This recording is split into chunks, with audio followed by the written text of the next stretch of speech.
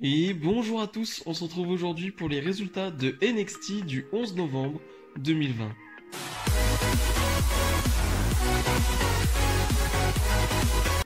Et on débute avec le nouveau champion nord-américain, Johnny Gargano, qui va faire tourner une roue où il y aura marqué plusieurs noms de challenger. En fait, voilà, ça doit tomber sur un nom, il affrontera, voilà, n'importe qui ce soir. La roue est un peu trafiquée, hein, ça va faire entre Damien Priest, Dexter Lumis, et en fait non, ça va aller sur Leon Ruff. Leon Ruff, son nom est même pas marqué en gras, on va dire imprimé, hein. C'est un nom qui est marqué vraiment à la main, et ça tombe sur Leon Ruff qu'on a vu quelques fois cette année du côté de NXT, mais vraiment en tant que jobber, hein, vraiment, c'est un jobber du côté de NXT. Un peu moins du côté de Tour 5 Live, même si je ne suis pas trop, je sais qu'il a pas mal de matchs du côté de Tour 5 Live, et je sais que c'est quand même un grand talent, voilà, de ce qu'on a vu, pas du côté de NXT bien sûr, mais voilà, je sais que c'est quelqu'un de très talentueux, et donc on a ce match, je m'attends à voilà, un squash, hein, clairement je m'attends à un vrai squash, le début de match, même tout le match me dit que ça va être un squash, parce que quoi, ça 5 minutes de match, où Gargano domine très largement, et Leon Ruff doit avoir une attaque à un moment donné, mais c'est tout. Et c'est tout. C'est tout ce qui se passe. Un squash très basique, avec un Damien Priest qui va un peu distraire Johnny Gargano. Et là, le tournant du match, le moment marquant de la soirée, du mois même, j'ai envie de dire, même peut-être de l'année, hein, si on va plus loin. Leon Ruff qui va apporter un crucifix très stylé et qui va remporter ce titre. Leon Ruff est le nouveau champion nord-américain. Ok, pour le coup je m'y attendais absolument pas, c'était pas quelque chose que j'avais imaginé. Je sais pas quoi en penser. Disons que c'était un bon moment, c'est quelque chose d'assez marrant aussi, parce qu'après ils vont faire le truc de Leon Ruff, il est un peu trop maigre, un peu léger, la ceinture elle est trop grande pour lui, elle fait que de tomber. Je sais pas où ils veulent aller avec ça, je sais pas s'ils veulent construire un Leon Ruff, ou c'est juste une blague, je sais vraiment pas, en tout cas ça... Ce que j'aime bien c'est que Johnny Gargano qui était un peu médisant, était un peu, comment dire, pas très sympa on va dire avec Leon Ruff, et bah voilà, il a pris le revers le coup de bâton on va dire entre guillemets, et un coup de bâton et c'est bien fait pour lui, entre guillemets c'est très bien fait pour lui, donc ça j'aime bien. Maintenant je sais pas ce que ça va donner, il y aura sûrement un match revanche la semaine prochaine ou quoi que ce soit, un truc comme ça, et ça m'étonnerait que Leon Ruff conserve son titre, mais c'est quand même un moment très marquant. Nouveau match de championnat, Santos Escobar défend son titre Cruiserweight face à Jake Atlas dans un match d'une dizaine de minutes. Vraiment, ils leur ont laissé du temps.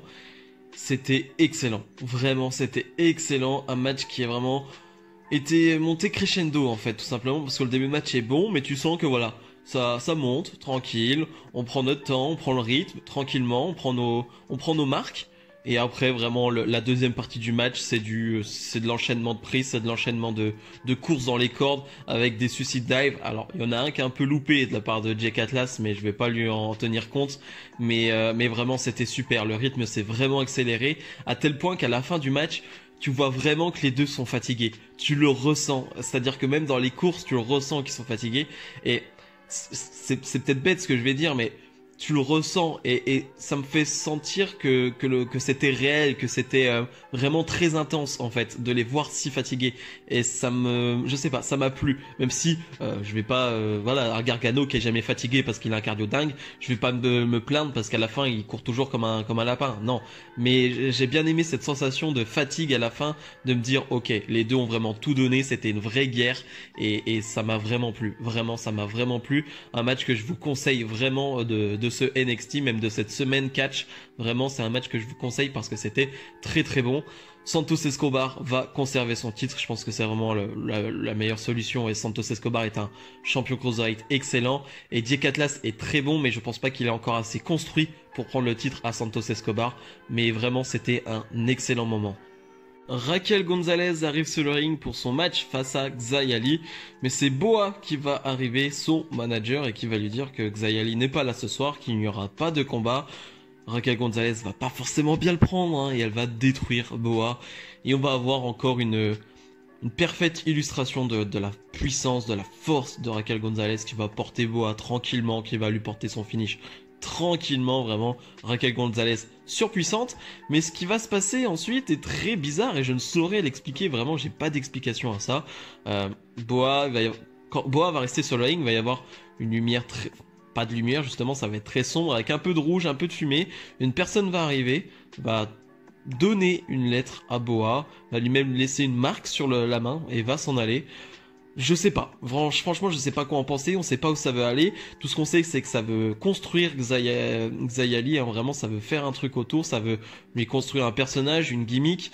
Donc je sais pas, pour l'instant c'est très compliqué à dire ce qui va se passer, mais dans tous les cas ça m'intrigue.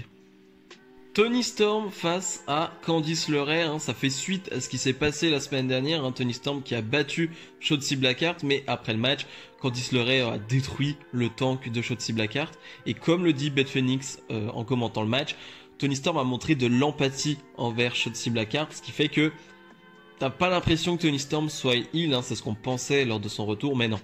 Là, on la met face à Candice LeRae, elle est clairement face. Et on a un match de 10 minutes qui est pas mal. Voilà, j'irai pas plus loin que pas mal parce que pour moi ça manque un peu de rythme, ça manque un peu de vitesse. Alors oui, le catch n'est pas que de la vitesse et je le sais, mais le début de match me plaît plutôt avec ses enchaînements sur le bras de Candice LeRae, hein, de la part de Toni Storm. Il y a quelques trucs très techniques qui sont cool, mais ça dure un peu trop longtemps, je trouve. Ça dure quasiment la moitié du match et ça aide pas. On a une pub picture in picture, hein, vous savez, la pub où on a le match de l'autre côté. Bon, ça aide pas à te mettre dans le match, donc je vais pas vraiment en parler plus de ce match. Victoire finale de Candice LeRae qui va faire un tombé avec les pieds dans les cordes, hein, elle va céder des cordes pour gagner. Toni Storm va pas être contente, elle va s'attaquer forcément à Candice LeRae qui va être aidée par cette personne déguisée en Scream encore une fois. Shotzi Blackheart va arriver pour défendre et finalement non, Candice LeRae et cette personne vont prendre le dessus et on nous révèle que c'est Indi Hartwell. Bon, on le savait, hein, il n'y avait pas de doute là-dessus, hein, on savait qu'elle était maintenant associée à Gargano et à Candice LeRae, donc pas une grosse surprise, mais voilà, ça met fin à un segment qui était sympa, un match plutôt sympa, mais voilà, j'irai pas plus loin que ça. Dexter Lumis face à Timothy Thatcher, les deux se sont pris un peu la tête en backstage juste avant, ce qui fait qu'on a ce match. Un match que j'ai trouvé un peu long, voilà, c'était un bon match, avec de l'intensité, avec de bonnes frappes, hein, les deux ça frappait fort, mais j'ai trouvé un poil long par rapport à l'importance, on va dire, qu'on donne à ce match, c'est-à-dire qu'il n'y a pas de construction, on s'en fiche un peu, entre guillemets, bien sûr, même si c'est deux personnes très importantes du côté de NXT, mais voilà, il n'y a pas une construction folle, et j'étais pas comme un dingue pour avoir un match de plus de 10 minutes entre Timothy Thatcher et Dexter Lumis. Donc voilà, résultat, c'était pas mal, mais j'irai pas plus loin avec une fan match où Cameron Grimes, qui lui est en guerre avec Dexter Lumis, va un peu intervenir, avec une bonne technique, avec une bonne manière de faire le tomber. Timothy Thatcher va remporter ce match. Cameron Grimes qui va ensuite attaquer après le match Dexter Lumis, il va lui-même mettre un sac sur la tête. Donc voilà, cette feud entre Dexter Lumis et Cameron Grimes n'est pas terminée, et c'est tant mieux, hein, je veux dire, c'est plutôt une bonne feud, je trouve. Le main event, un nouveau match de championnat. Oney Lorcan et Danny Burch défendent leur titre tag face à Breezango. Un match de plus de 10 minutes, hein, je dirais quelque chose comme ça. Très sympa, vraiment très sympa. Un bon main event pour NXT, avec comme d'habitude la formule magique, j'ai envie de dire, de Breezango, hein, c'est Tyler Breeze qui va vraiment se faire dominer, qui va vraiment être en difficulté, qui va réussir à faire le tag, et là, le hot tag de Fandango. J'adore le hot tag de Fandango. À chaque fois, vraiment, à chaque fois, je suis à fond dedans. À chaque fois qu'il le fait, je suis complètement dedans et j'adore. Vraiment, c'est un des hot tags que je préfère en ce moment à la WWE. Je trouve vraiment qu'il est en feu, hein, tout simplement. Et ouais, ça fait juste plaisir, ça rajoute du boost. Vraiment, c'est un gros coup de boost à chaque fois que Fandango fait ce hot tag. Donc c'était super. Une fin de match qui est un peu brouillonne, mais assez logique. C'est-à-dire que Drake Maverick va essayer de venir en aide à Breezango. Drake Maverick qui s'est fait attaquer lui aussi par Oney Lorcan et Danny Burch, Pete Dunne et Pat McAfee. Mais voilà, le nombre va prendre le dessus, hein. Pete Dunne et Pat McAfee vont réussir à faire le ménage autour du ring, et Pete Dunne qui va même réussir à donner un petit avantage à Oney Lorcan et Danny Burch, et ils vont en profiter et ils vont conserver leur titre. Après le match, ce clan va attaquer tout le monde, va détruire tout le monde. Et c'est ce qu'on veut, c'est ce qu'on demande à un clan de foutre le chaos, de foutre le bordel. Et c'est ce qu'on veut et c'est ce qu'on aime. Voilà, ce clan fonctionne très bien. C'était une superbe fin de NXT avec un chaos total. Bilan de ce NXT, c'était vraiment excellent. Vraiment un excellent épisode de NXT avec de très bons matchs, avec des choses intrigantes, comme ce truc avec Xia Li, j'ai pas d'autre nom que ce truc. Et surtout, on nous a annoncé pour la semaine prochaine un Rhea Ripley versus Yoshirai pour le titre de Yoshirai. Ouais, bon, il faut être là la semaine prochaine. Vraiment, on n'a pas d'excuses. Il faut absolument regarder ce NXT la semaine prochaine qui promet d'être très très bon. Vraiment, ça promet un excellent NXT avec un main event de folie. Mais voilà, c'était vraiment un très bon épisode de NXT. Si vous avez aimé cette vidéo, comme d'habitude, n'hésitez pas à mettre le petit pouce bleu et à vous abonner. Nous, on se retrouve dès samedi pour la review de SmackDown. Salut, salut!